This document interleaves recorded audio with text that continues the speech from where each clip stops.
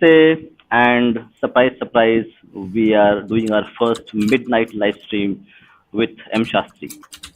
So, Namaste, welcome. Namaste. So, how you are doing, and how do we are doing live stream at midnight in India, and Uh, why we are doing this? I think I'm doing fine. It's a beautiful Sunday here, but I think we were discussing something else, and I think we just came up to the topic of the what does the world of the Hindu diaspora look like, and I think both of us realized just that our perspectives are quite different, right? Like people in India have uh, an idea that of the diaspora that's kind of I'd say the opposite of actually what happens here. So I think it was my suggestion to basically say that I think we are having an important conversation here, and it should be properly discussed in a live stream, or at least it should be recorded for an audience to at least listen in and gain some perspective. Yes. So we were discussing about diaspora, correct? So now I live in India. So and you are a diaspora person. So you have lived in India, but now you are a diaspora, part of the diaspora, specifically Hindu diaspora from India. And from our perspective, from people who are living here, the diaspora has a different meaning, a different say feeling itself. Correct? So when we see a person like you, when we are interacting, correct, our emotions are a little bit different when we are talking to a person who just lives in India itself. So same way, I want to understand from your perspective the Hindu diaspora, which is spread across the globe, from Fiji to South America to Pacific to America to Canada and wherever in Africa, to be very honest. How does the Hindu diaspora look at India as a state and people like us who live in India? So your perspective is going to be very important here. Yeah, so I think before we dive into that question, it's important to understand the composition of the Hindu diaspora, right? Now, um, while India contributes about 80% of all the global Hindu population, when it comes to diaspora, Indian Hindus are only 50% of the broader Hindu or Dharmic diaspora, if you might want to put it that way. The other 50% actually comes from countries like the diaspora, at least came from countries like Trinidad and Tobago, Guyana, Fiji, Mauritius, South Africa, and Malaysia, right? And they have a completely different perspective of India and India as a state, and they also have a different experience with Indian history, and India as a state. Um, and I think that's the missing picture that we are having, right? So when you look at the diaspora, the broader Hindu diaspora, we only tend to see the Indian half of it, not the other half. um, so if I were to talk about, say, a Malaysian Hindu, I think both me as an Indian Hindu and a Malaysian Hindu, we have a lot of agreements when it comes to things like, okay, how other religious communities, particularly the Islamic community, interacts with us, right? How there's constant pressures from both the broader society and as well as like very motivated evangelist groups, right? So there's a lot of agreement on that. But when it comes to, say, the topic of India, I think that's where it becomes a little bit more interesting, in the sense that I tend to approach it from an Indian view, whereas the Malaysian Hindu looks at it from a perspective of Malaysian, or from perspective of, say, in this case, like this person is currently lives in Canada, so he's looking at it from a Malaysian and Canadian perspective. So that so and most diaspora folks view their relationship with India through that lens. It's more driven by their own personal experiences rather than like actual fact or something that they have experienced being in India. Absolutely. And I'm going to give you Anand is here. Hi, Anand.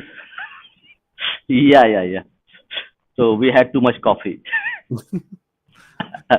Yeah. Anand can also, you can also join you can join. Let me share the link as well. I think it's going to be an interesting discussion. I'm going to put the link so you can join as well. Okay. So let me give you that context. So when I went to the Jaipur dialogues, okay, and I met a person, a doctor, okay, and they had a team all together. They had an ashram. Okay, no, you have to come up, have a coffee, and come here. So and they were from I think Mauritius, okay, and Mauritius has about 50, I think above 50% Hindu population. So, and they were talking about, correct, the diaspora Hindu identity, specifically the so-called indentured laborers who were transported to various parts in Africa and also in South America. And when I spoke to them, I was surprised that how Hindu they were, how dharmic they were in their personal life, and how they maintained all the traditions which we have forgotten today, from Tilak to celebration of festivals, puja, and everything else. And that a large number of population is invisible to us as Indians, okay, as Indians who are actually living in Bharat. So you are right, actually. You are very right in that way that this this Hindu Indian population, which is are not born in India, okay, they are born in other countries, but inherently they are of Indian heritage. They have Indian genes. They carry forward the Hindu civilization with their lives outside India, living there. So yes, you're absolutely right, and it's high time that government of India and also us as civil society, who we are, needs to talk about them because they are us. There are no support groups for them. Remember the event happened at Fiji when Fiji had a coup, and I think the African natives were there, and there were a lot of things happening. So they were actually rescued. I think Nehru sent some planes to get them out. So remember, that is a very important juncture where we open our eyes to this, our lost brothers, or maybe our brothers who are not living with us, but they are as Hindu, as Indian as we are in India. Yeah, Shastri. Yeah, I mean, I'm not sure if I would say they're Indian, but they're definitely Hindu. Um, and the other thing is that I think in Mauritius, at least Mauritian Hindus, they have had the ability and space to maintain their traditions. But I don't see that with Caribbean Hindus, right? But what I do see with Caribbean Hindus is more of an evolution of their traditions and practices. So to highlight the difference, I would probably say take Diwali. For an Indian Hindu, the idea of Diwali is sort of like you go home, spend time with your relatives, you get up early in the morning, wear new clothes, get that oil bath, right? And then you go out there and burst firecrackers. Um, Whereas with Caribbean Hindus, they don't burst firecrackers. They do entire like Ramcharitmanas Pad, right? So they read the Ramayana basically. Uh, so you will see what you will notice with the diaspora is that uh, while they might have lost connections with their local uh, it, it, this bhagwans and deities, right? They have consolidated themselves into adopting the broader Hindu ethos and culture. So you'll often find them being more well versed with the Ramayana than, say, an Indian Hindu would, right? But that doesn't to say that Indian Hindus are less versed, I mean, or have a inferior understanding of Hinduism, but it's just that they have a different way of approaching it, right? If I were to talk to, say, a Maharashtrian, their entire perspective of Hinduism is informed through their bhakti for Vittal. Right?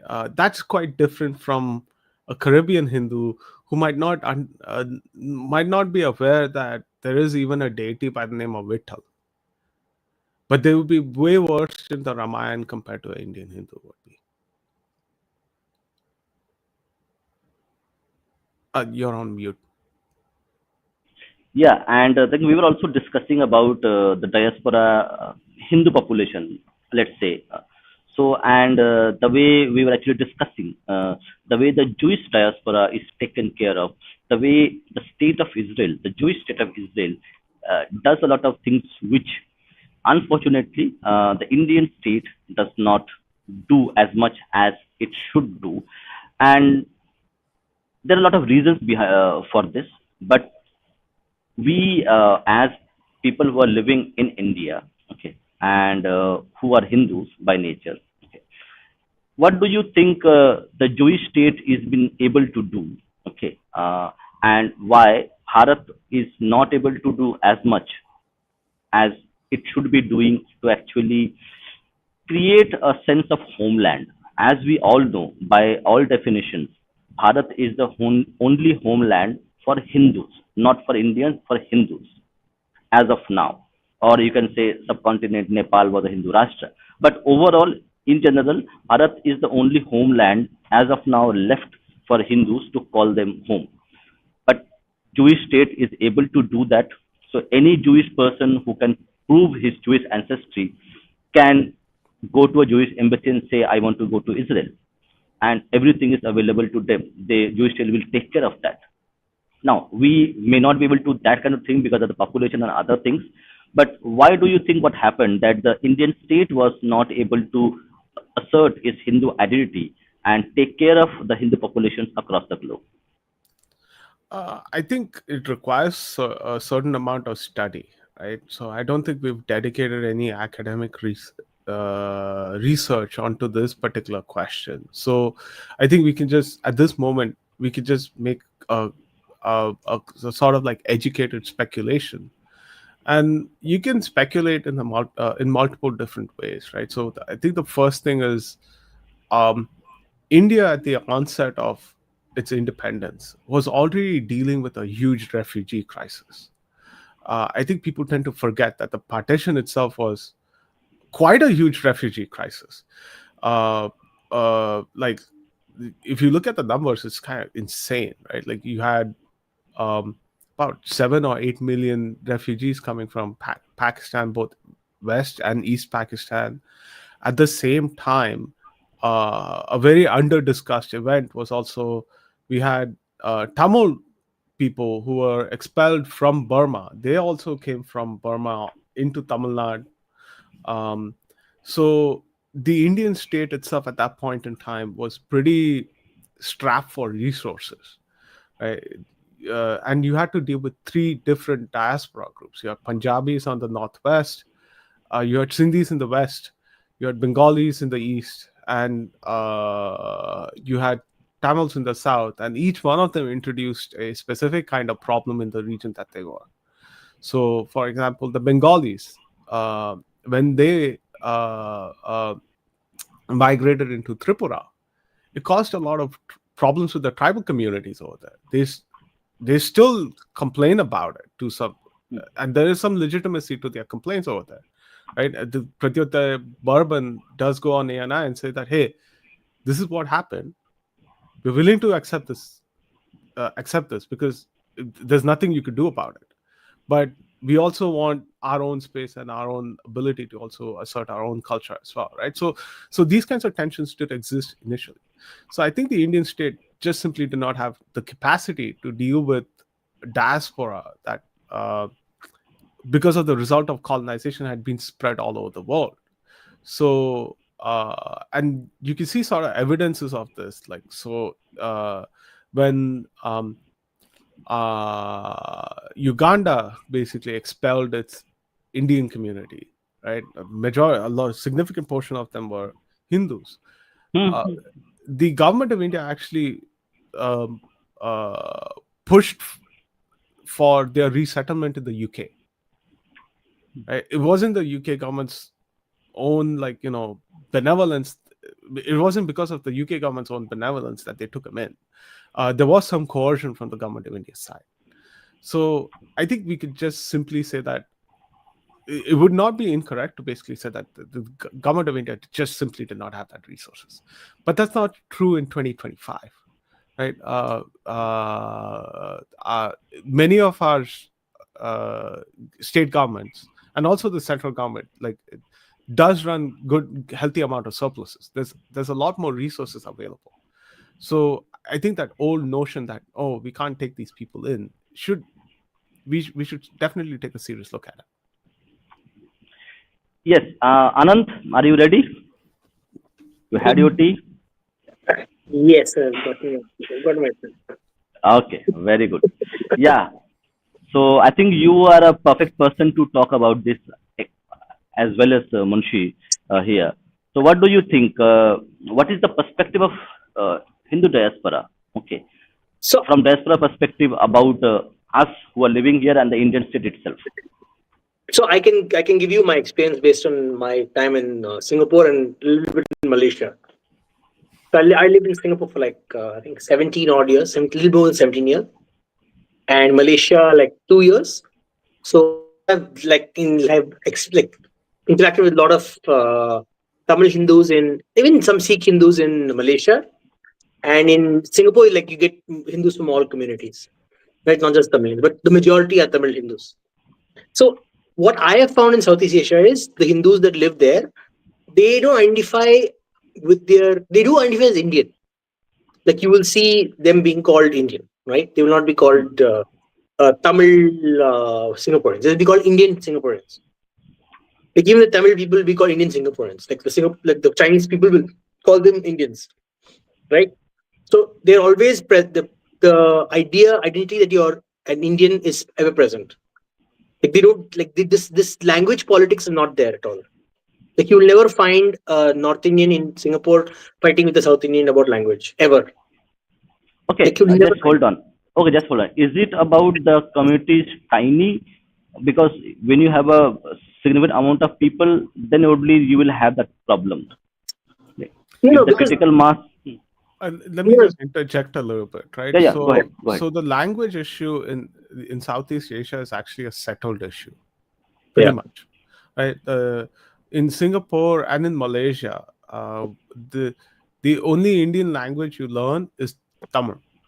You no, don't have that's Hindi. not I mean, in Singapore there might be an option for Hindi though, but there's a lot of options. No, that's what I'm saying. So we have this not complete cleared up because I studied there, right? Yeah. So I went to Hindi school, but I know lots of people who went to Telugu school, who went to who learned Malayalam, who learned Tamil. Like, you can learn almost any language you want. The only thing is that if your numbers are small, then you have to fund basically your own school. Like, the government will not be able to help you. Right. But government education is still like set in Tamil. That's the point. Yes. Yeah. So the government will only provide you with Tamil education. Yeah, and political representation is also defined in terms of being Tamil. Like, there's no space for. No, that's incorrect. That's incorrect. Okay. That's incorrect. You can there are a lot of Sikhs who have gone up in Singapore, for example. There are quite a few gurudwaras. Like, I think 2 or 3 gurudwaras, major gurudwaras. People will go there. So it's actually quite the Sikh population is quite high in Malaysia and Singapore. So it's quite established that you're seen as Indian. You're not seen as Tamil. Tamil is just that you just happen to speak Tamil at home. Like, if you go talk to a Singaporean who's not an Indian and you ask them what are you, they'll say you're an Indian. The only distinction is they will see as you in terms of you're culturally a Singaporean Indian. They will not see you as an Indian. Like, that's the distinction.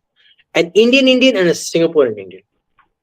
So a Singaporean Indian is one who's integrated with the local culture. Means, for example, they will not spit, they will not litter, they're very strict about rules, like extremely strict about rules. Like, Singaporean Indians don't like Indians for that main reason. So, for example, you immigrate there, they will create distinction between you and them. Say, we are very rule abiding, you people are lawless. Like, that's the attitude they have towards any Indian who comes over, right? So culturally they're assimilated with the local communities, like the three other local communities, just the Singapore, the Chinese, the Malay, and the Anglo. Because the Anglo means you can be white and Chinese, white and Malay, white and Indian mix. So then that's Anglo.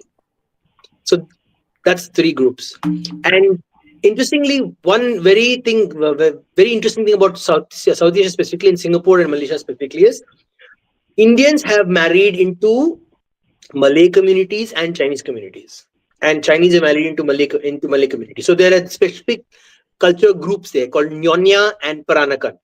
Like these are specific cultural groups, right? When you have these two cultures mixed, then you have a specific culture you create, subculture, and those are very well known in those two regions.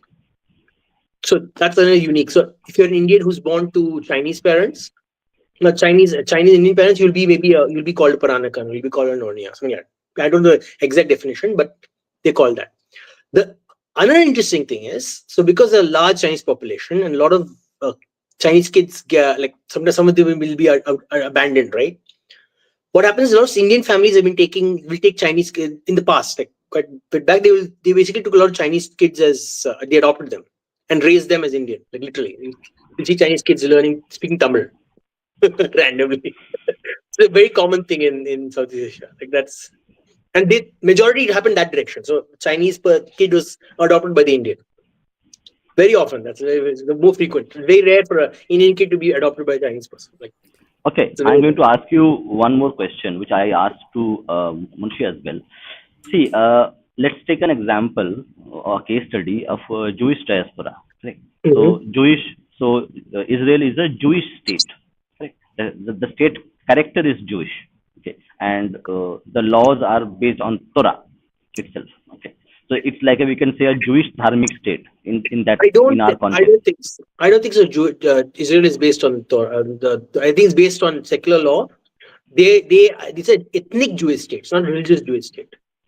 So, let's see. I may be wrong, but let's see. I need to check that part. But I think that like they put Torah as like a lot of reverence. So maybe Munshi is going to give some better info on this. I think that distinction is sort of facetious, given that most secular law actually did come from Judeo-Christian thought, right? And especially in the West, they like to pride themselves in saying that secular thought is a product of enlightenment. So to make that distinction, saying that it's, I'll put it this way: laws in Israel does not see a distinction between various religious groups, right? I think in that sense you could definitely say it's civil and it's secular, but the influence of the laws in Israel is definitely derived from Jewish culture. So no, but you take for example, they allow atheism, they allow homosexuality. But at the same time, their building code is dictated by their own Jewish practices. So elevators don't operate. I mean, they have a Sabbat mode, right? So, that's what I'm trying to say. It's like while Israel's law does not see any distinction between, say, Arab Muslim Israeli and a Jewish Muslim Israeli. Jewish law does derive its inspiration from Jewish culture. Sorry, Israeli law. Sorry, I don't agree. I mean, the entire programs are structured in that manner. I don't disagree. I'm saying there will be some cultural markers influence on the society. I'm saying in terms of the way at least I have a friend of mine who's Fionn. He's also a Jewish guy, and I used to ask him questions and stuff. So he told me it is basically Israel is an ethnically Jewish state. The religious people are like they provide cultural feedback and you're right. Basically, the culture influences a lot of their practices. Similar to what, for example, take England, right? England is basically an Anglican Christian state because the fact that all their laws, the pomp and show, all is based on the Anglican Church. Even the Queen is a head of the church and she's the head of the government, but technically the government doesn't listen to anything the Queen wants. The Queen just does what she is, which is basically for ceremonial purposes. Right. for the idea. And Jewish naturalized, sorry, not Jewish. It's mixing the two things up. Israeli naturalization laws does maintain that level of primacy for maintaining the Jewish character of the state, right? So Hmm. to some extent, that influence of Jewish culture is baked into their constitution. It's baked into their basic law. That's Um, possible. so I think that from my perspective, I don't see any distinction. It's more like degrees of separation. Hmm. Yeah, so the secular code and the Jewish code coexist within with the state of Israel. Right? To some extent, they do, right? No, because it is because correct. Any person who can prove his Jewish identity, okay, like that his mother was a Jewish, he can come and say, okay, and he will be given a Jewish citizenship right away. Correct. That is the law is. Simplistically put, yes, that's true.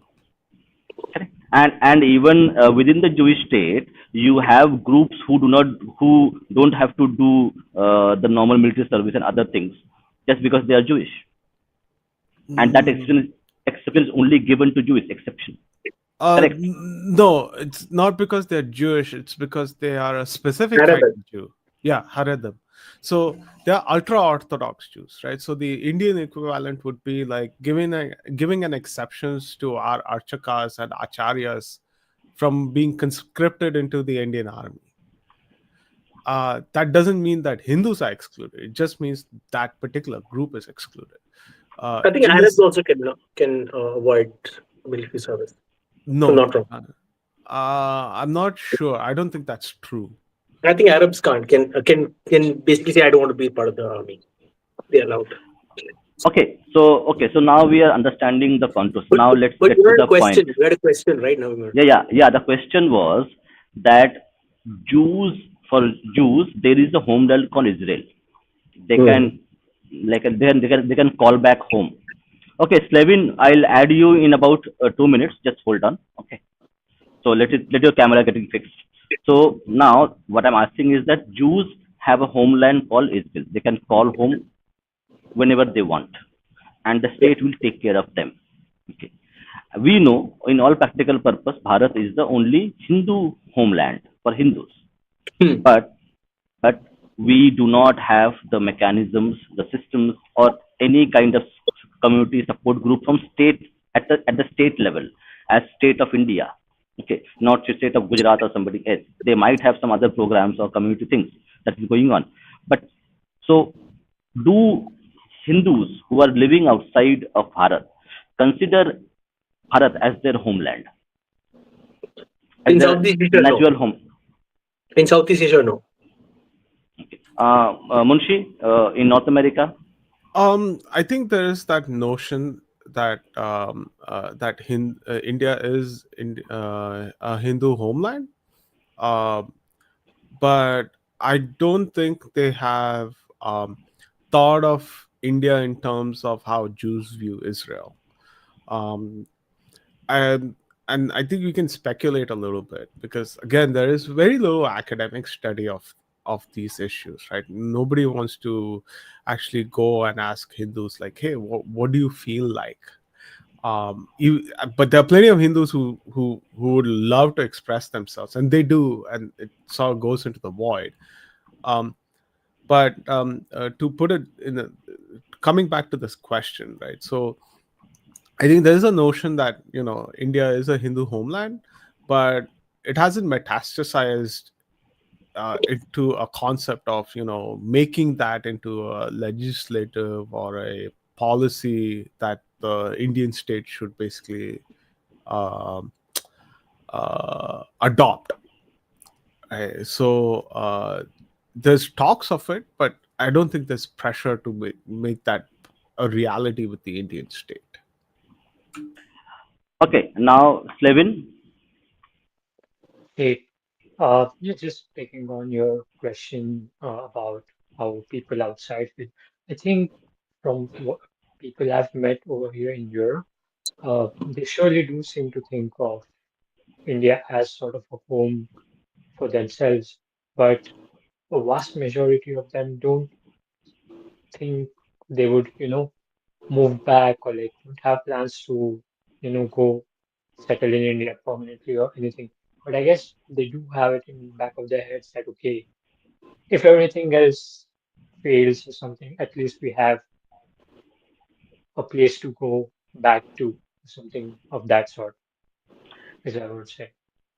Yeah, that's very interesting that you're talking about.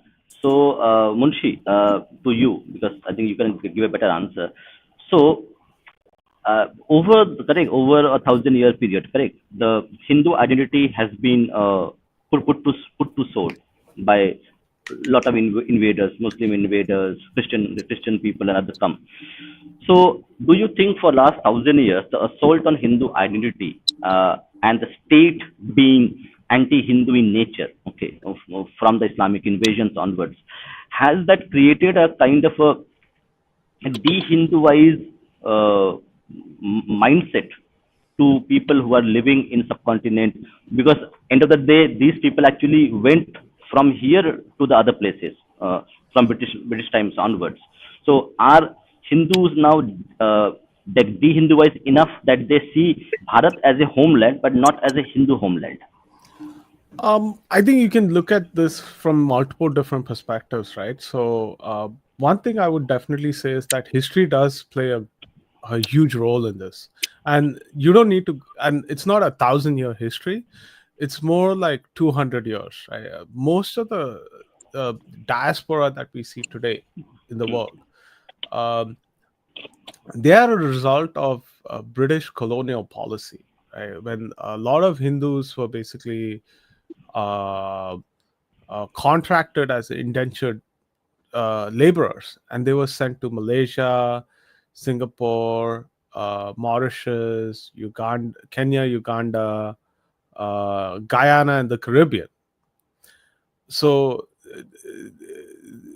when you're that disconnected from your homeland for such a long time, with no ability to basically contact them or reach back, I think you tend to form your own sense of place in the world, and you essentially become what, I hate this term, but what JNU folks call the subaltern, right? So they are the minority within the minority, right?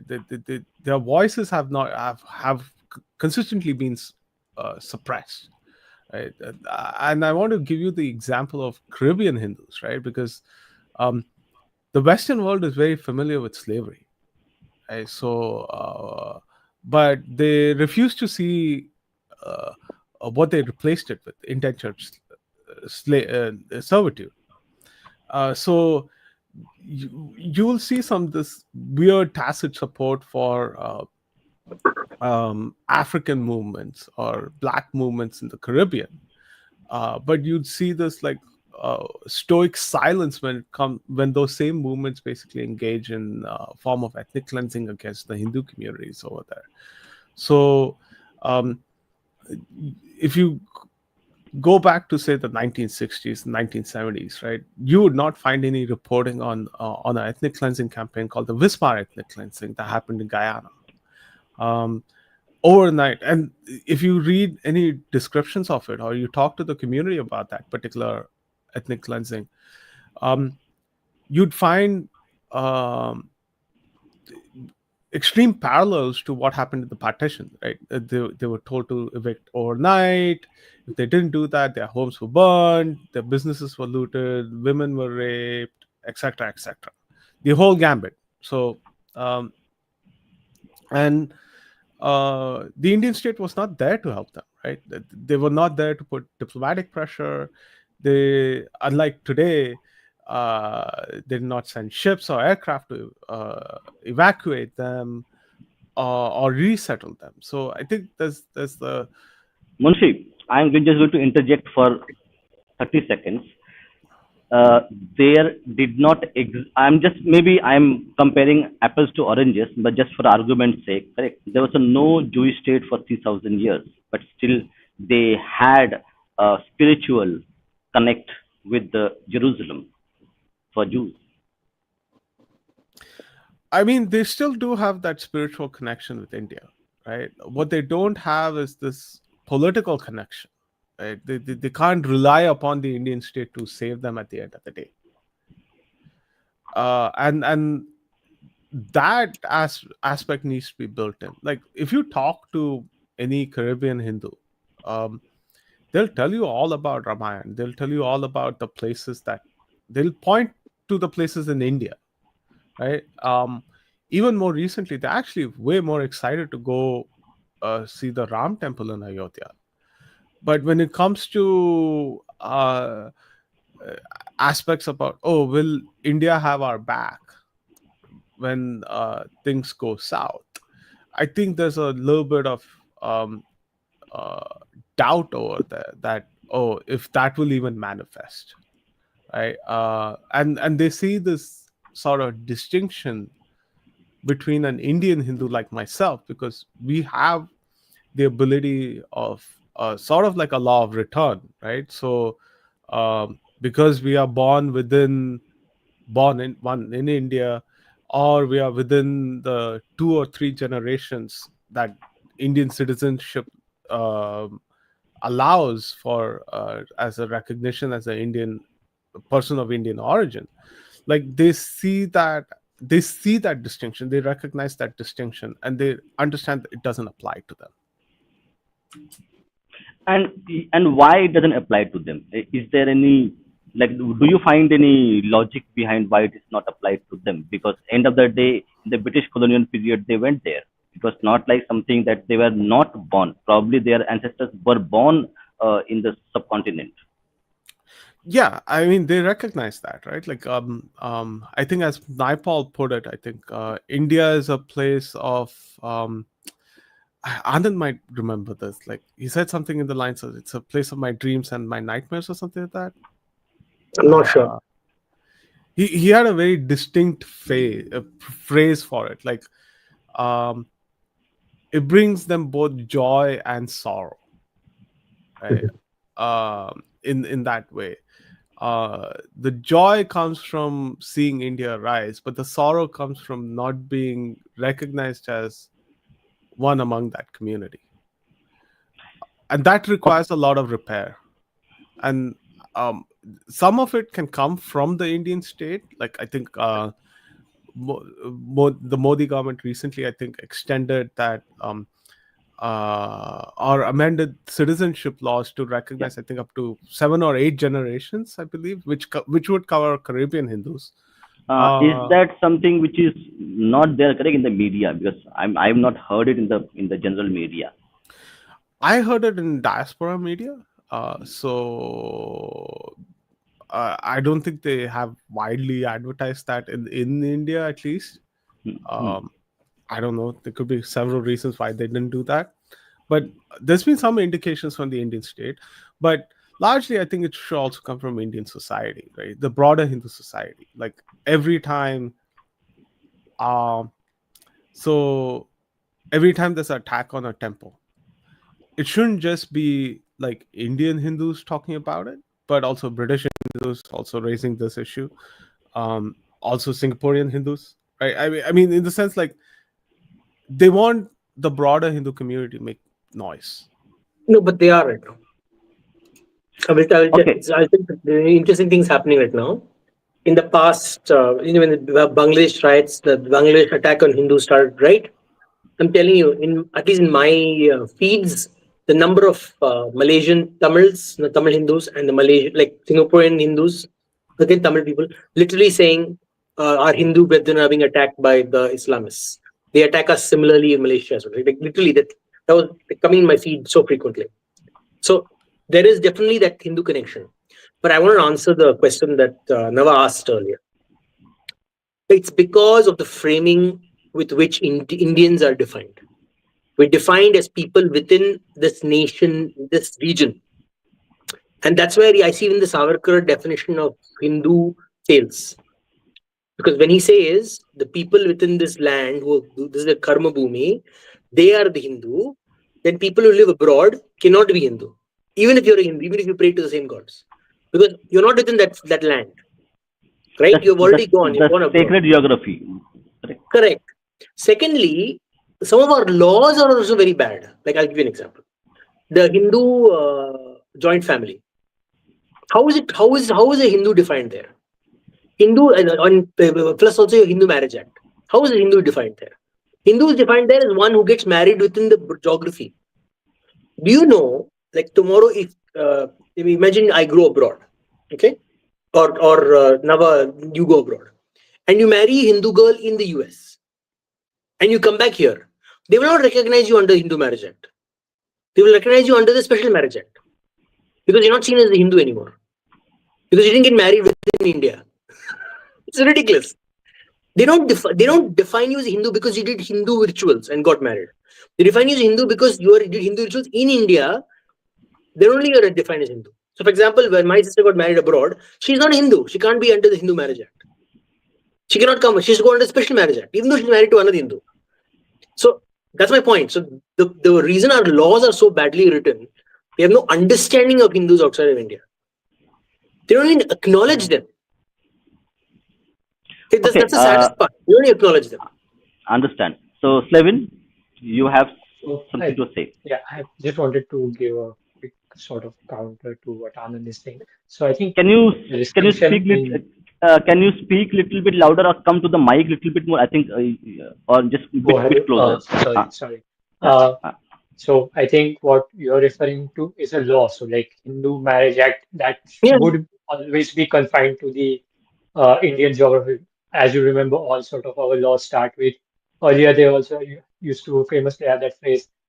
This applies to all of India except J&K, Jammu and Kashmir. So I think it's a function of that more than trying to exclude your sister or whoever it is who had a marriage outside. So no, I'm not saying that purpose. I'm saying they didn't acknowledge the fact that Hindus exist outside of the country. I'm not saying they purposely did it to be mean. I'm saying when they wrote the law, they didn't even think that Hindus outside the country would want to come back and be part of the community. They didn't think that far ahead. It's like, oh, well, I only care about people in this land. And that also clearly what M. Shastri said earlier about the fact that they had so many people coming and they had to deal with a lot of people just after partition. So they didn't think that far ahead that, oh, there may be people from Guyana and Fiji and people from Singapore and Malaysia who might want to be associated with our country. They're like, oh, those people are already gone abroad and they've settled down. They're not our problem anymore. I think that definitely would have happened. Okay, M. Shastri, I'm going to come back to you and we're going to hit the crux of our argument that we were actually discussing privately regarding, as mentioned by Anand, correct? The laws are very weird in a way, correct? Maybe reason may be different, but Hindus not being in power, like in central power, okay, is the Indian state in general is more conductive or much more suitable for people who are not Hindu, because the laws are made in such a way that being Hindu is incentivized in so many ways and being non-Hindu is incentivized. Is it part of the colonial structure or before even colonial structure when we had the Islamic invasions, and has that played an important role to de-incentivize and to de-link the people of Hindu origin living outside Bharat's boundaries? I mean, so government of India as an entity is a weird entity, right? Like, just to put it simply, so because it's not like they don't care. It's an aspect of just pushing the problem away, and this is how the Indian state has actually functioned for quite a long time. Take the 1972 expulsion of Indians from Uganda as an example, right? Like, I think there were just about 200,000 to 300,000 people. That's not a lot in the when it comes to India, right? We've dealt with larger numbers. Yet the government of India did not take them in and push them to the UK. There is an alternate narrative as well, where actually they did not want to come to India because India was a third world country and because they were actually like a lot of things were there with British and they took it over. So I think there is a bit of a No, I mean that's a coping statement. That's not true necessarily. Like because there was a lot of um uh diplomatic back and forth going on between New Delhi and London, hmm, right? So um I think the government of India framed the British accepting Ugandans as a form of reparations, right? Like, see, you created this problem. You brought these people from our homeland. Now you're telling us that we need to take them back, and you're not even that's how they sort of framed it, right? Like, you were the rulers, you sent them there. It is your responsibility to take to deal with it, and we're not taking them in because we don't have the ability to do so. Right? There's some of that kind of like thinking, and there's also the other kind of thinking that actually it did not come from colonial history, but rather more recent history, like especially post 80s, where the Indian state sort of developed this sort of thinking that um, they should not come in assistance of Hindus, because then Hindus would be perceived as Indian rather than belonging to that said country. That kind of thinking came out of the Sri Lankan Civil War, and that thinking still prevails today. And I believe that inhibits government of India from being more proactive and reaching out to the diaspora. I mean, which is why, despite having um, quite a large and influential diaspora, it took until 2003 for us to even start Pravasi Divas, right? So where we basically reach out to diaspora, talk to them, do these people to people exchanges, cultural exchanges, check in on them, and etc. etc. okay. I So am going to do a reality check. Just to hold on. So from my weird perspective, correct? Do the diaspora people think that the Indian government just wants their money to be in the bank because they are always dearth of foreign reserves? no, I don't think that's true anymore. I It was there previously I think that they that want our money. that probably died in the mid 2000s already. Mm-hmm. Right? Like these days, people want to invest in India, and they also want the 6-7% returns that the institutional investors get. Right? So we want a piece of that pie. So I mean, if I ask Anand, and if I ask like what Singaporean Hindus or Singaporean Indians are thinking, they're probably thinking in terms of investments.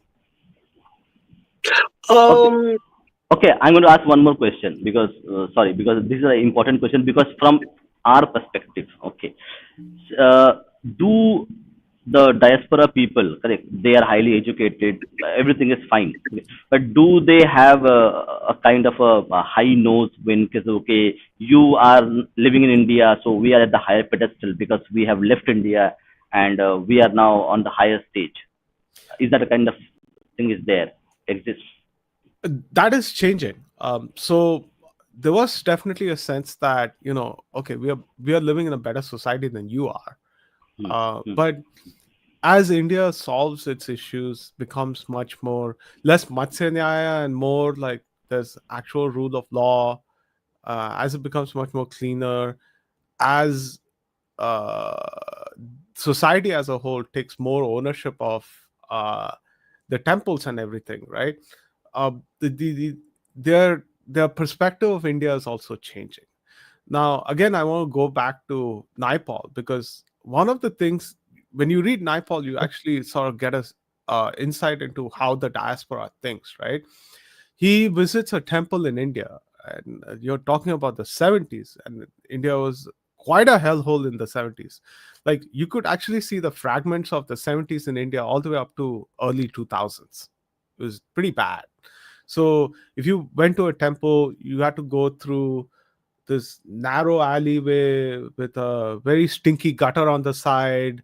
You never know if someone would spill like a really bad water on you. And this was the experience that any diaspora who with any sense of like bhakti would come in and would experience, right? And you compare that to how pristine the experience would be going to a church in the West would look like. So there was always a sense of resentment in those perspectives, that the Indian state never took good care of anything that was under it, right? And there was a sense of like, if the Indian state is this bad, uh, then I might as well disconnect from it and maintain my own little space where I can just live the life that my ancestors taught me. So um, that's why you never had these pilgrimages coming from any diaspora communities, but they are doing those so right now. Right? You're muted. Levin, yes, Levin, you go ahead. Share your perspective. I will be back in 2 minutes. I need to get water. Yeah, sure. So, around the law thing, I just wanted to make a quick sort of point. I recently saw a video of there were some people in an ashram who are ethnically white people, okay, but they are Hindu by. Little louder, Slevin. Your voice not very clear. Little louder. Oh, sorry. So I recently saw a video where there were like white people, basically ethnically white people, but they have converted to Hinduism. Now, like we were arguing in Indian law, people are being excluded from being Hindu. And this is not a law, but matter of, I think it was Jagannath Puri temple. It specifically excludes them from entering because they are not Hindu or Indeed. Indian, which I think is discriminatory because, like, in practice, in they are more Hindu than I am. Like I don't do all the whatever religious things on a regular basis. They are 10 times, 100 times more Hindu than, but I am allowed to go just because I'm born over here. So that, I think that sort of, even at a religious level, we need to think of people who might not be from India and how to include them if they are willingly coming, because we are not a sort of missionary religion. So it's much like Jewish people who sort of don't try to uh, grab people into our sort of cult or whatever it is. But at least if people are willingly coming in, we can't be discriminated, because it was like really sad to see that. Now, second thing I wanted to tell was like you were asking about just the perception of like non-residential or like diaspora community being a money bag for the government. I think there is a little bit of that, because I'll tell you sort of my family sort of, I have a sort of a relative, okay? Now his daughter was born in the US. He came back to India after like 5-10 years, and they are all Indian citizens, except the daughter who was born over there and hence had the US passport. Now over here, the schools charge her like 5x or 10x because she is, like not. So I think there may not be that much discrimination in sort of the government sense, although the rates sort of do tend to go up when you are an NRI for taxation and many other things. But there is also a sort of implicit discrimination we have in other parts that are like sort of more private institutions as well. So I think we need to address that as well. Like if we want to be a sort of treat everyone with an even hand. So I think that is what I wanted to say. If you guys have any other points or anything. Yeah, I wanted to respond to the question Nava asked again earlier. See, I think it's we use it we broad brush in terms of like foreign immigrants, like foreign Hindus, right? Diaspora Hindus. See, I'll give you an example, very interesting example. So, among Hindus in Singapore, there's no aspiration to go and live in India. However, for decades, since the time when they all had migrated to Singapore, they've had constant contact with their communities back home. So the Punjabis in Singapore have contact with Punjabis in Punjab. The Tamils in Singapore have contact with Tamilians in Tamil Nadu. They've got long-term contacts in Singapore specifically. I'm not talking about Malaysia. So Singapore, that's the situation, because I think because of the prosperity and the easy travel, because it's a port city, like the port access is very good. So if you literally in Tamil Nadu, there is the concept of going to Singapore. The idea of going to Singapore, it's like a temporary graduation. Like you go to Singapore to see the beautiful city, and there are even Tamil songs. Going to Singapore, like they'll put the Singapore going experience. Then the Tamil song will be there. To go to Singapore and see the place and see and enjoy the temples there and come back. It's a reverse, but in Malaysia it's the opposite. In Malaysia, the Indian is not treated very well. So they do have aspiration to come back to India at some point. Like especially recently, the amount of discrimination they're facing, a lot of them want to come. Like they want the ability to come back to India, because it's getting harder and harder for them day by day, right? So I think that is where the power dynamic, where whether the community is successful enough, then they don't mind staying where they are, right? They don't see any need to come back. But if they're going through difficulty, then they want to come back. I think that's one thing. Second thing is, I don't think in Singapore, Malaysia, both of them don't think that the government is interested in them. Like they perceive the Indian government is not even caring about their existence, because historically we have done nothing with the Indian community in the East.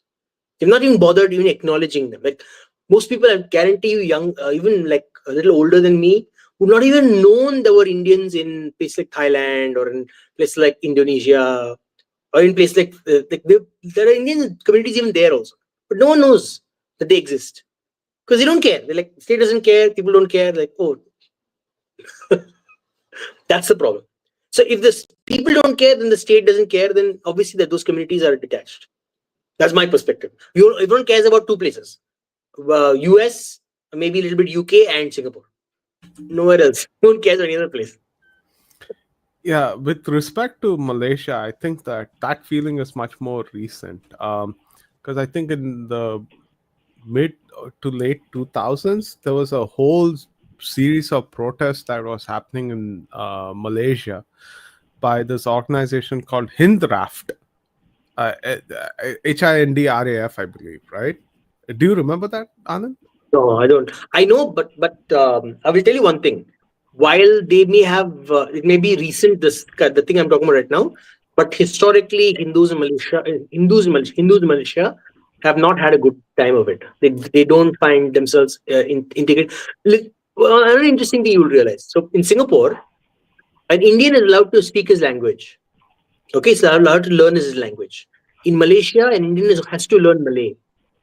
So in school, in start, you have to learn Malay. So Malaysia is an example of how not to do language politics, because Malay has literally detached many of the Indians from their own identity, because they just speak Malay. They think they're Malaysian. They're Malay like everyone else. Yeah. I'm talking about India and the Malaysian diaspora, not Malaysia and the Indian diaspora. But I think like at that point in time, the UPA government was in power, so they just like ignored the entire problem there. Huh? They don't care. Yeah, they don't care. But not UPA. Everyone. I'm sure Atal Bihari Vajpayee also didn't care. My point is that it is a very recent phenomenon. No. ABP did. Previous governments did. Like never heard of him talking about Southeast Asian Hindus ever. That's the problem with Indian diplomacy. We don't make public statements at all. Sub piche. No, I'm saying, like when I lived there, I never even heard of the Indian, like any outreach from them, contacting the locals and saying, "Okay, do you want to have a relationship?" If they had done outreach, we would have heard it, because the community, the Hindu community in Singapore, for example, is very small. Like you hear everything coming from India, like almost anything. Yeah. No, but again, it's like I'm bringing you back to the 72 example, right? Like there was no public outreach by government of India. But if you read the diplomatic notes, any kind of archives that the British government releases, right? You realize that they put in a immense amount of pressure on the British government to basically take them in. I suspect that is what has been happening with other countries as well. Especially, I know it's happening with Malaysia, because they they do quiet down if New Delhi raises quite a lot of noise in their capitals. But They do do you quiet think down quite a bit. So I suspect that's what's happening in the background. Mm. So, but I think like what the diaspora, like Anand might have hinted at, is more public statements, right? Not just from the state, but also from society. So recently, I think there was a Tamil boy who was, and the Malaysian PM basically in public, live, made him read the Kalma. It created quite a bit of Are outrage you in, sure? yeah, Anwar Ibrahim is not that kind of person. Are you sure it's Anwar uh, PM? or his predecessor, I believe. Mahathir also wouldn't do that. Mahathir is half Indian. Not Mahathir, someone else, but it became quite a big issue, right? Like in Southeast Asia, and it all I could see some of the diaspora papers here talk about it. But in India, there was very little coverage on that subject. Even the government, even the Hindutva government, was very mum about it. But I don't see anything. it is there. I'm not able to find. I'm saying the same. I'm not able to find. I searched the keywords Indian boy, Kalma, Malaysia. Couldn't find anything. But okay, it's okay. Let's just go on. Just to Tamil Malaysian Islamic conversion. I think that's the keyword Okay. we're looking for. Okay. It did happen because I definitely did read it in some diaspora papers. I don't forget these things. So sometimes people make stuff also. That's unfortunately that's a sad part. Yeah, and this was brought up to me again by a Malaysian Hindu, so it's not something. Oh, okay. It's not easy to forget. So, but I suspect like. But it's possible. It's possible. So there's a state called Terengganu in Malaysia, which is extremely like Islamist filled, right? They have significant problems with Islamists there.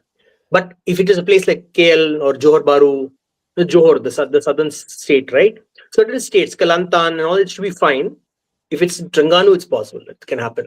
It's very possible. okay. And interestingly, the Chinese diaspora was raising this. Malaysian Chinese were raising this issue. Malaysian Chinese are very, very anti-Malaysian state. They don't They're like it. very vocal. But broader Indian society was missing. The broader Indian state was also missing. So No, but that is because again, no one cares about Malaysia. Like no one even acknowledges the Hindu community in Malaysia. People don't acknowledge this.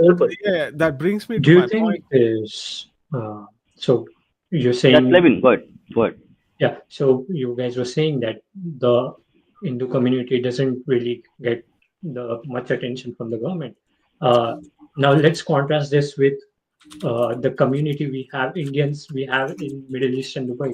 They always seem to have the attention, and most of them do not seem to be from our religion. They are from some other religion, but Indians who are in Middle East remember there was, I think, invasion of Iraq or like even I think Kuwait, and then Indian government did do efforts to bring all the people back home, and this was in the 1990s. So government of India did care about Indians in the Middle East, and most of them do tend to be non-Hindus. So do you think there is something over there? I think there is.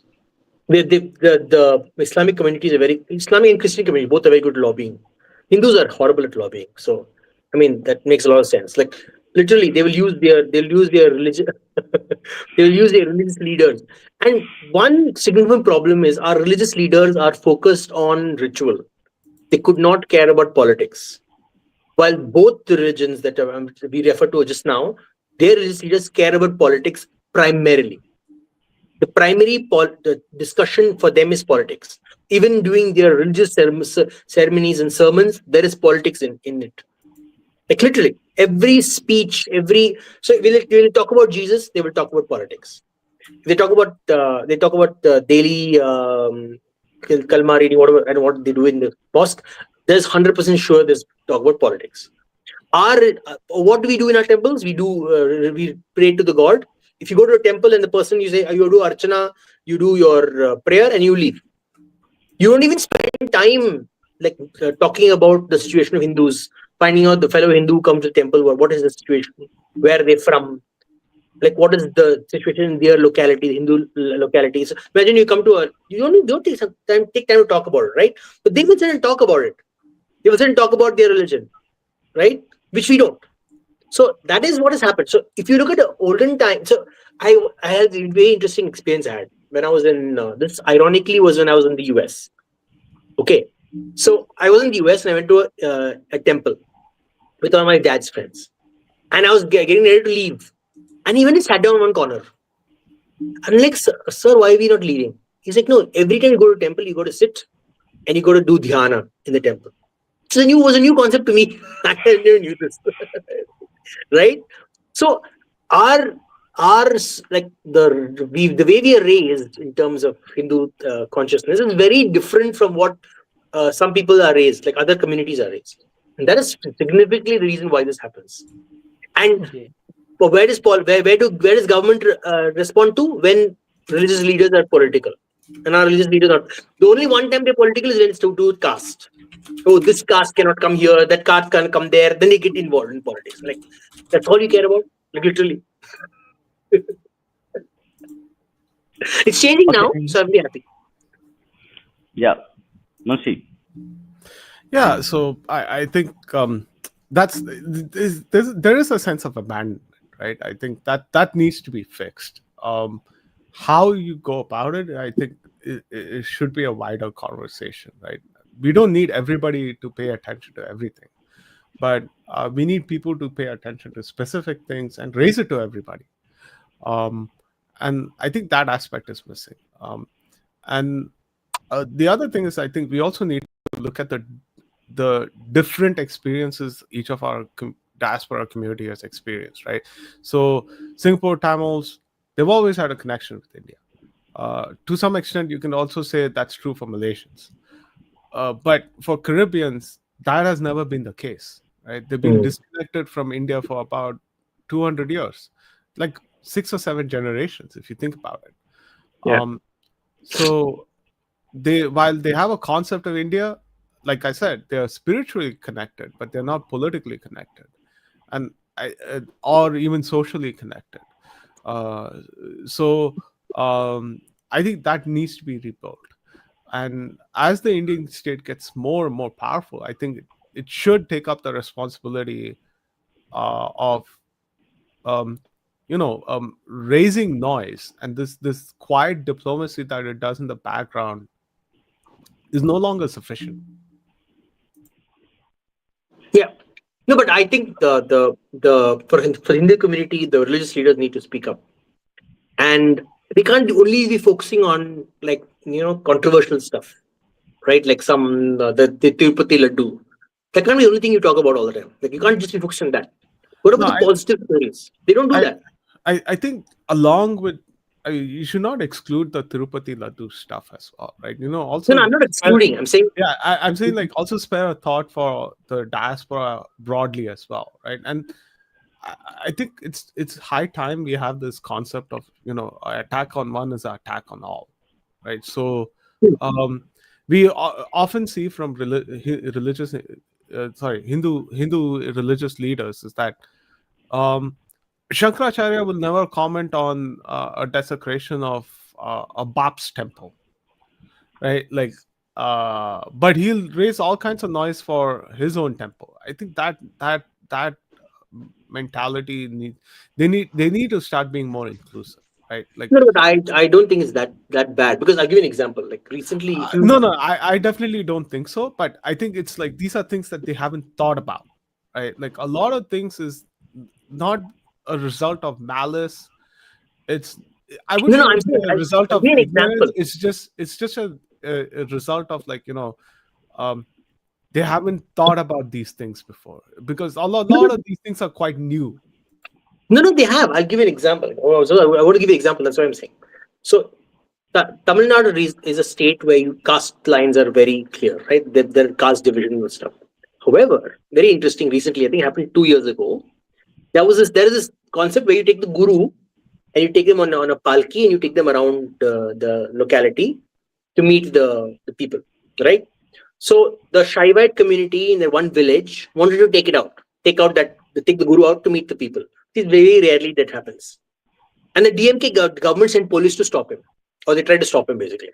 Do you know the Vaishnavite community in Tamil Nadu, the GR stood up and said, "You cannot do this. You cannot stop a religious event to happen." And that was a very this is happening more and more, and it's actually happening right now. So people are, because of the fact that people are realizing this is happening on a regular basis, people are stepping up and saying this is not acceptable, right? So I think it is changing. And I think social media has changed that quite a bit, because in the past, what happened was the state took advantage of the fact that information took time to travel to do such things in isolation. But I think if people had access to information so fast, I think Hindus would have stepped up. My opinion. Seriously, I feel it. And because what happened in our country was like the social Hindu social fabric was broken, like just torn into sections, right, to manage.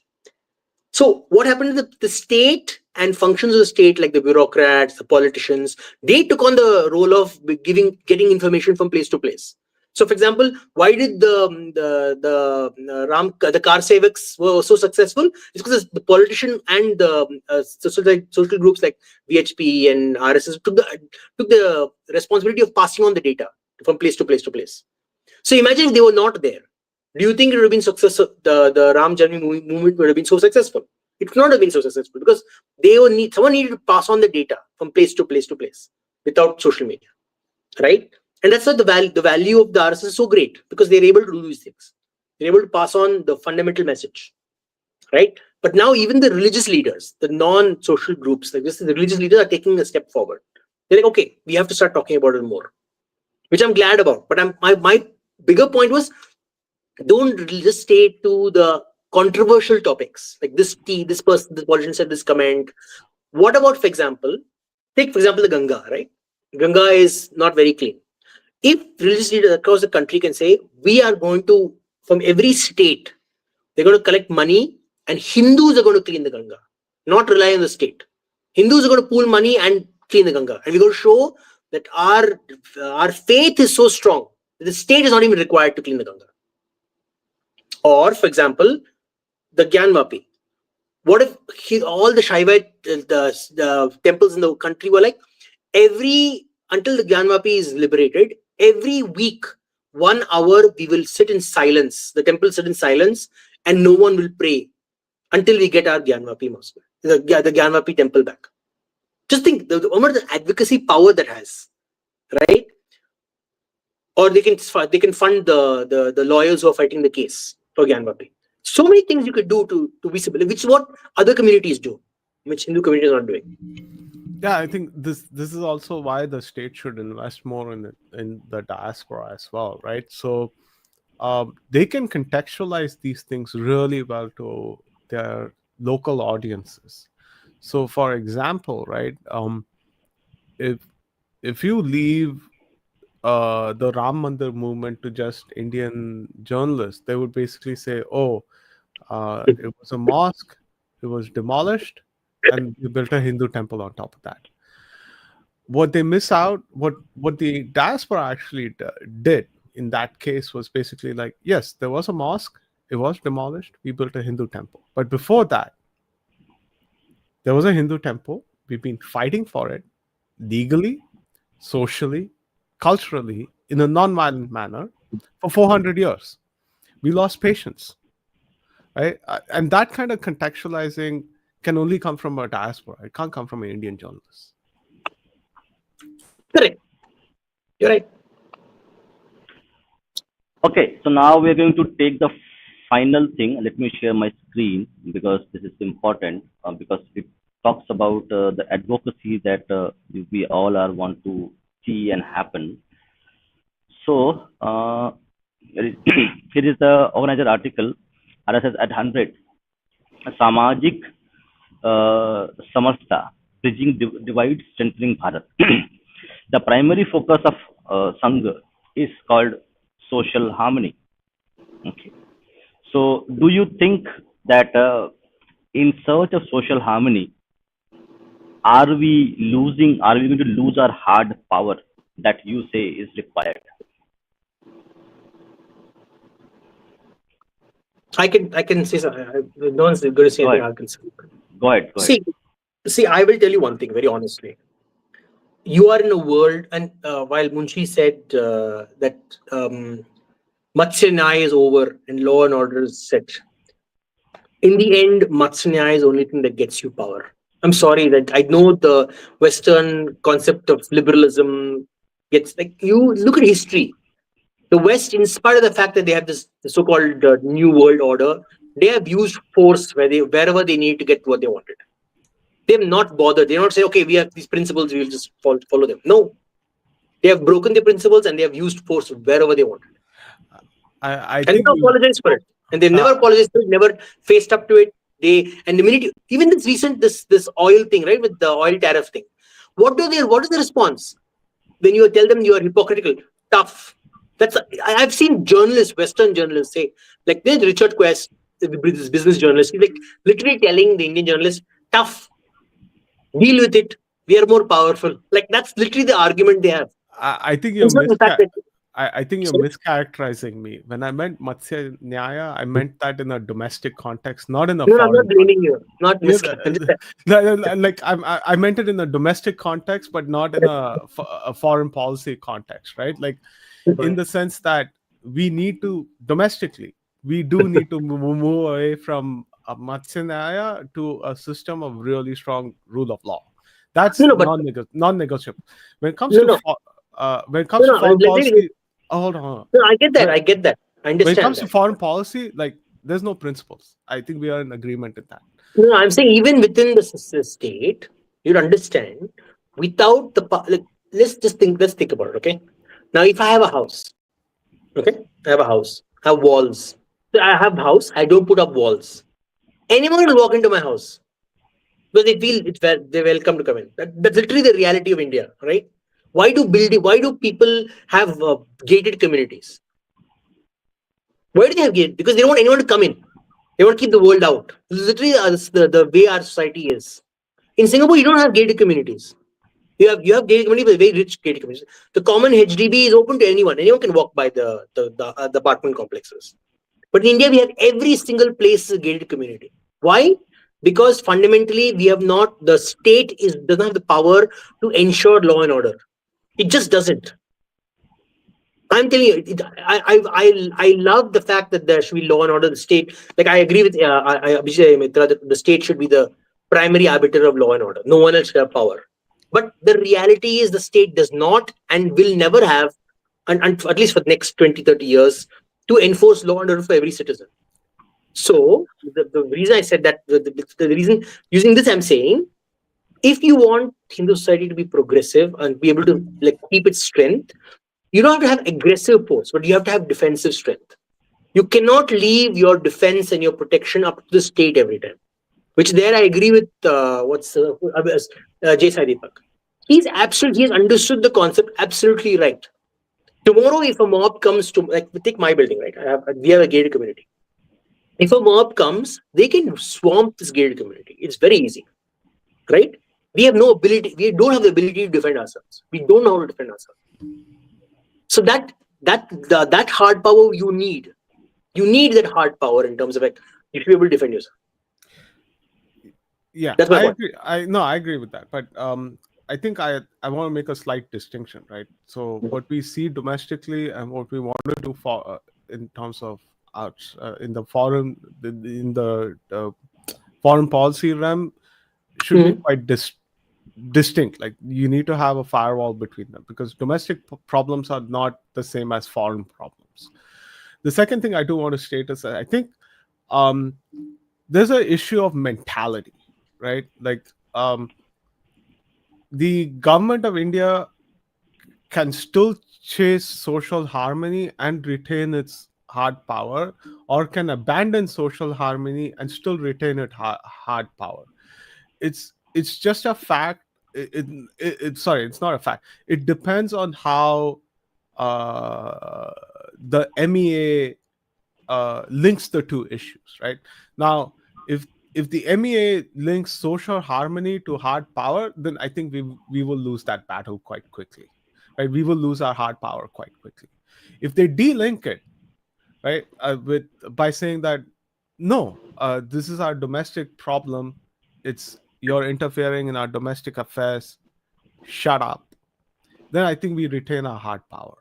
So I think that maintaining that kind of firewall and being very disciplined about what other countries can comment about when it comes to your domestic affairs is very, very important if you want to retain any The, hard power.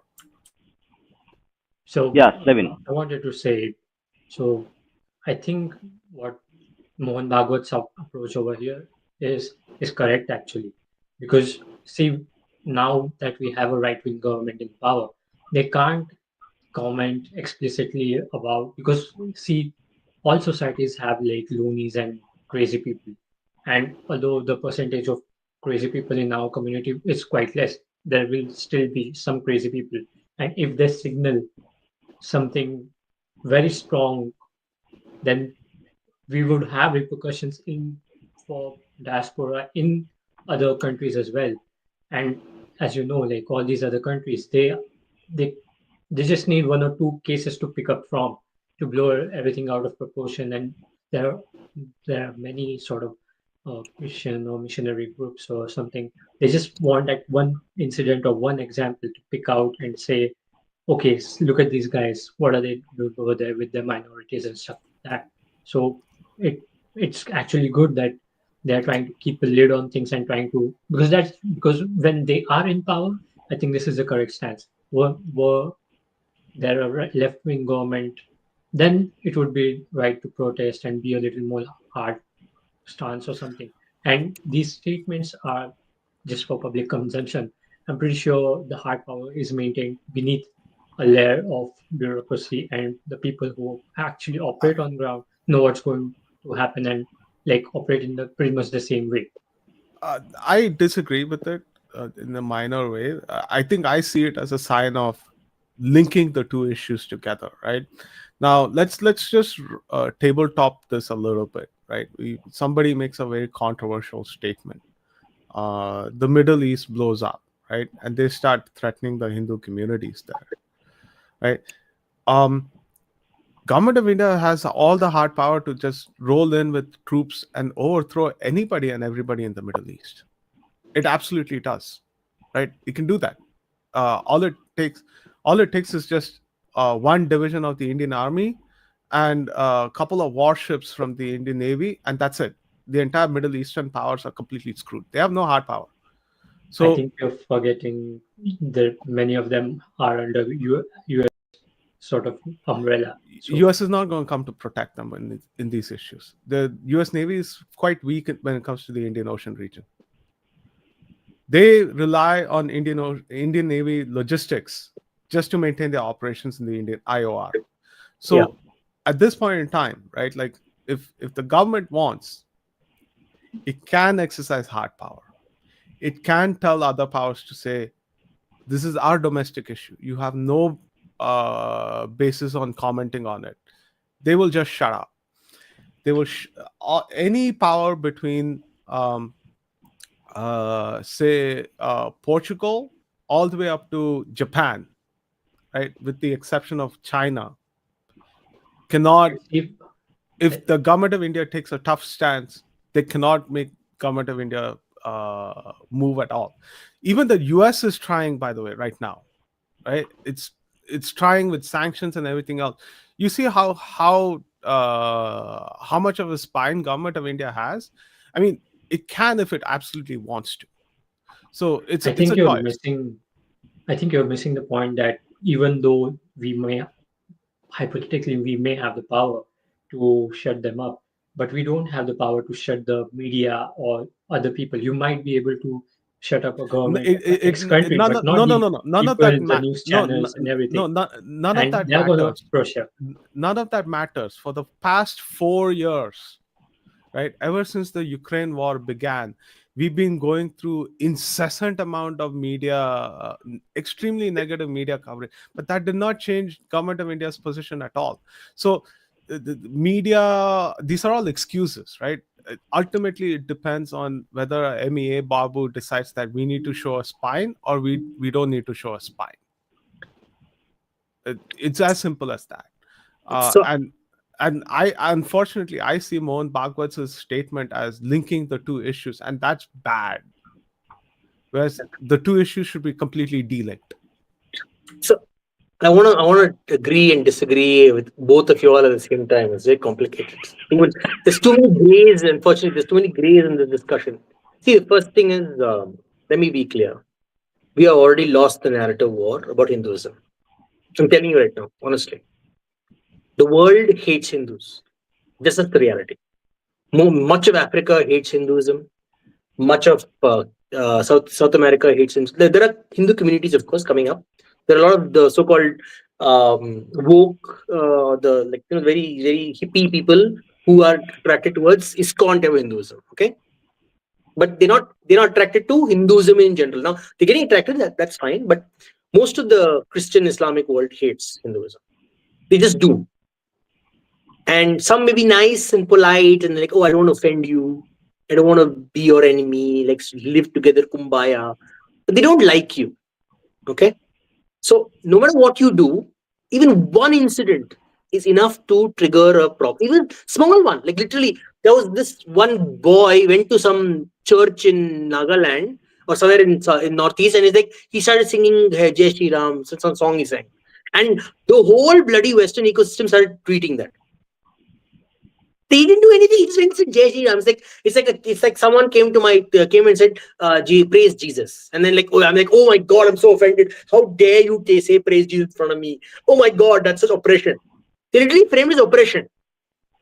So no matter what we do, we're going to be framed as oppressors. My point is, when there's a tactical benefit in doing something, do it. Don't care about Western media. That's my point. That's why when I said hard power, I meant you have to take strong decisions, not worrying about Western media, because harmony only gets you that much. Because the other community doesn't care about harmony. I'm telling you this. Neither Christians nor Muslims care about harmony. They care about how fast they can get their fingers into as many people as possible. I'm telling you, when the situation in a place doesn't benefit them with harmony, they will go the other direction. They literally will. And this is true even for Christians. A lot of Western Christians will say, oh, we are so peaceful, we don't hurt people. Yes, because you're culturally moved beyond that. Right? But the so-called third world Christians are not like that. They're still in the barbaric phase, which when initially the Christians went to North America, they were behaving like that. They did not care about they go and destroyed Native American shrines. And they say, oh, you're pagan, you're devil worshipper, you're evil, you're coming to destroy the society, you're destroying the environment, everything. They build narratives about them as well. Right? Same thing they're doing here as well. Same thing they do in Korea. Why is Christianity spreading so fast in Korea? Because they literally found the one thing that the world is addicted to, which is entertainment. And they went into K-pop. So all of K-pop, all of K-drama is full of Christian symbolism. Yes, it's the Christian symbolism. Why? You just think about it. Okay, almost every Western movie will have something Christian in it, like guaranteed. There'll be some padre, some religious statement, something will be there. Okay. And they will still say they're a secular state. But in India, the minute one person says something vaguely Hindu in the movie, all the people lose their shit collectively. Right? They're like, oh my God, what is this? Secularism is gone. Why is that double standard? The same people who enjoy the Western movie and who watch the Indian movie. So you have to be clear.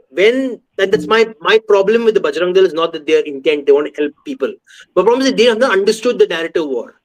They just go blunder into the problem, and then the clips of theirs taken and then sent abroad. Like they literally they clip it and then send it, and you can frame it however they want there, right? So that is what we need to learn. We need to learn how to play the narrative war with them, which we are not doing.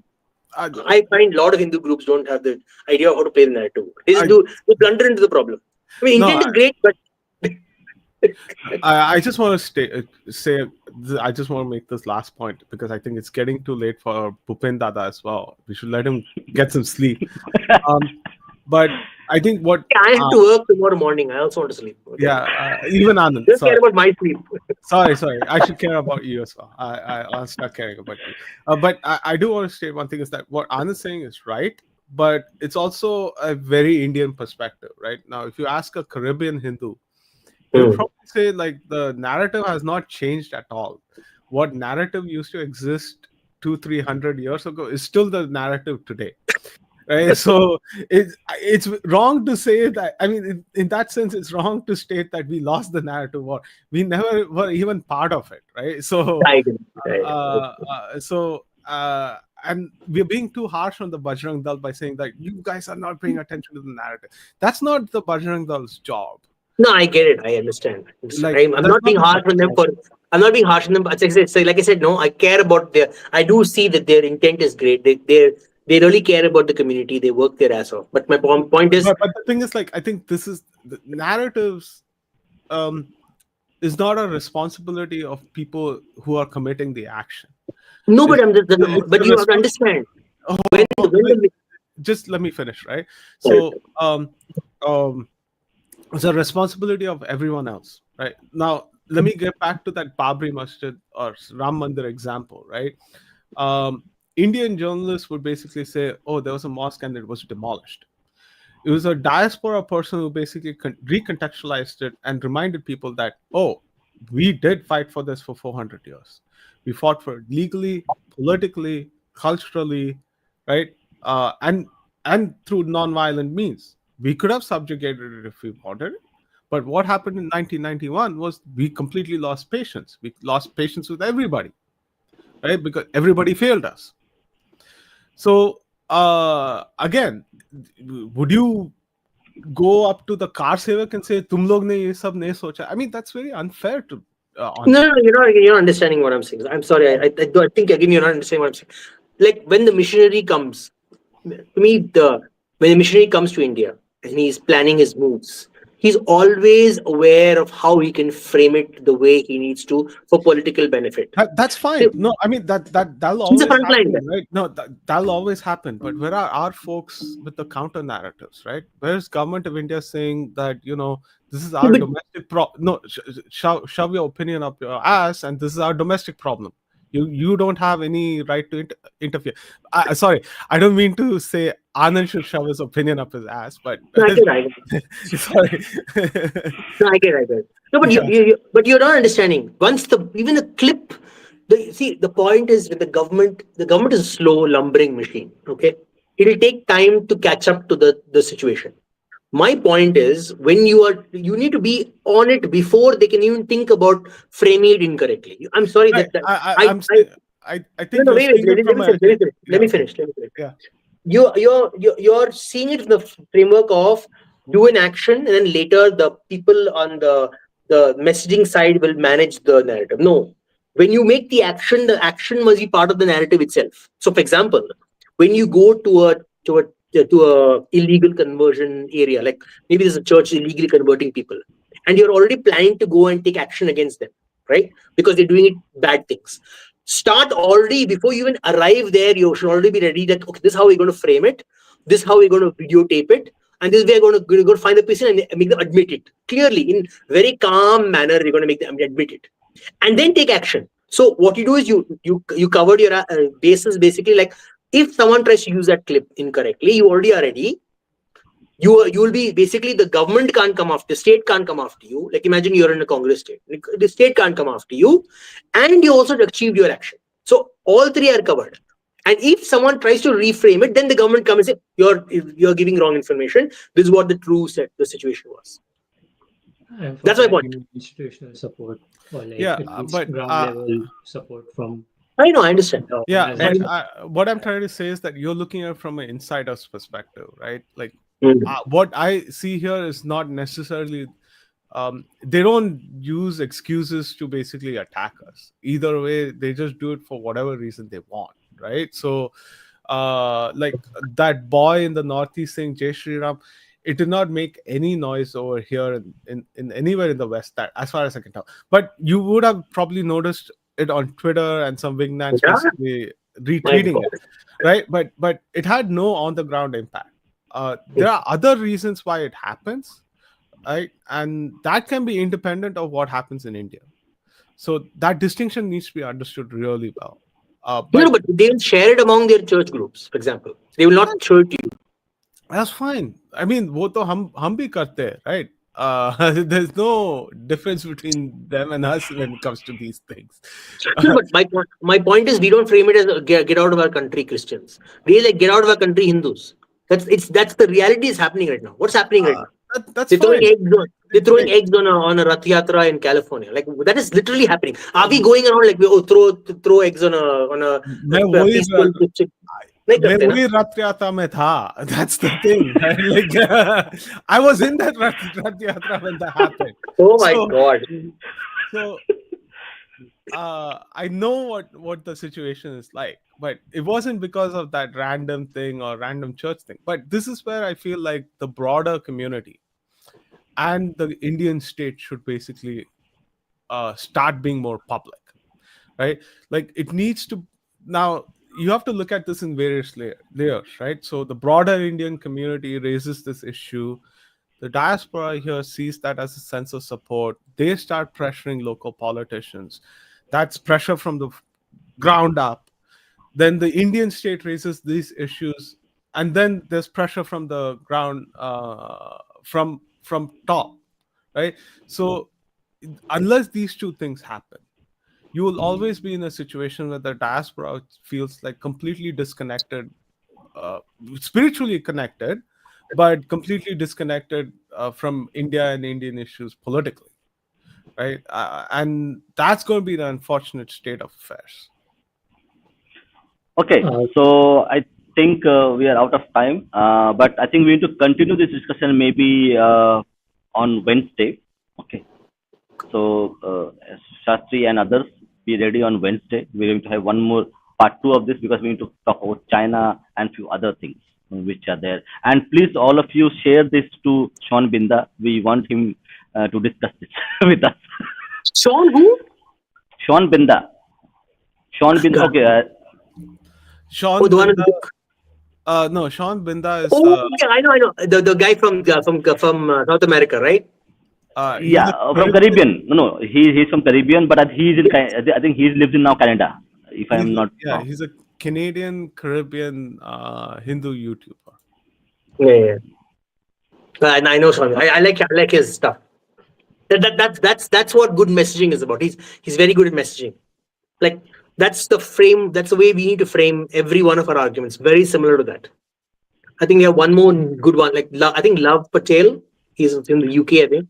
I He's think also doing a good emissary. job. I think we also have the emissary channel. Also, that's quite good job. Savi the monk I is am not another a one. bit. I'm not. I don't approve of the Aryan invasion guys.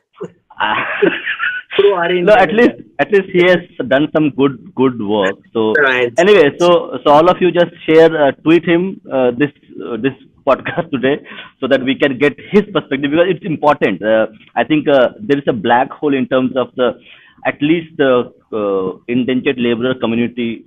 It's not indentured anyway, but still is said, and their voice is not being heard, and not people not know in India.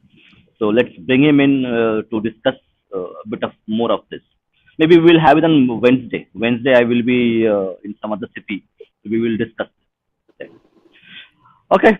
Thank you everybody. Thank you Shastri. Thank you Anand. Thank you Slevin. Okay. Yeah.